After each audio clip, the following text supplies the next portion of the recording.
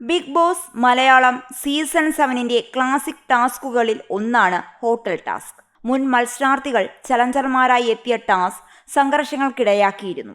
ശോഭ വിശ്വനാഥ്, ഷിയാസ് കരീം, റിയാസ് സലീം എന്നിവരാണ് ഹൗസിൽ ചലഞ്ചർമാരായി എത്തിയത്.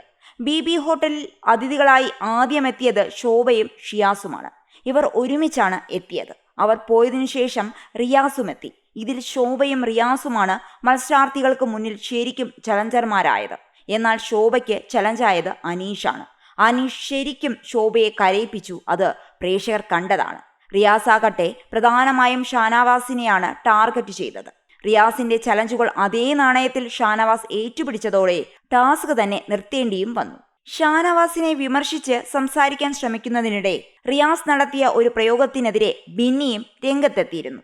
റിയാസിനോട് ക്ഷമ ചോദിക്കാൻ തയ്യാറാവാതിരുന്നതിനെ തുടർന്ന് ഹോട്ടലിലെ ക്ലീനർ തസ്തികയിൽ നിന്ന് പിരിച്ചുവിടപ്പെട്ട ഷാനവാസിനോട് ഇത് ചീപ്പ് സീരിയൽ അല്ല എന്നാണ് റിയാസ് പറഞ്ഞത്.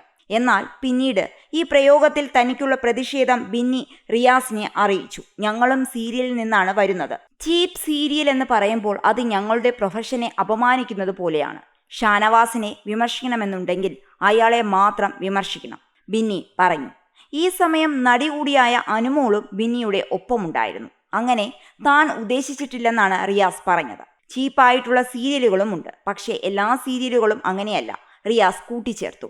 ശോഭ വിശ്വനാഥ്, ഷിയാസ് കരീം, റിയാസ് സലീം എന്നിവർ അതിഥികളായി എത്തിയപ്പോൾ അവരുടെ ലക്ഷ്യം ലക്ഷ്മിയായിരുന്നു. പക്ഷേ അവരാരും ലക്ഷ്മിയെ വെല്ലുവിളിക്കുന്നതിൽ വിജയിച്ചില്ല. പ്രത്യേകിച്ച് റിയാസ് സലീമുമായി നടന്ന വാഗ്വാദം ശ്രദ്ധേയമായിരുന്നു. തന്നോട് സംസാരിക്കാൻ എന്തെങ്കിലും പ്രശ്നമുണ്ടോ എന്ന് റിയാസ് ചോദിച്ചപ്പോൾ ഇല്ലെന്ന് ലക്ഷ്മി മറുപടി നൽകി. അതിഥികളോട് ബഹുമാനത്തോടെ പെരുമാറണമെന്ന് റിയാസ് പറഞ്ഞപ്പോൾ താൻ ബഹുമാനത്തോടെയാണ് സംസാരിക്കുന്നതെന്ന് ലക്ഷ്മി ഉറച്ച നിലപാടെടുത്തു. തന്റെ അഭിപ്രായങ്ങളിൽ ലക്ഷ്മി ഇപ്പോഴും ഉറച്ചു നിൽക്കുന്നു.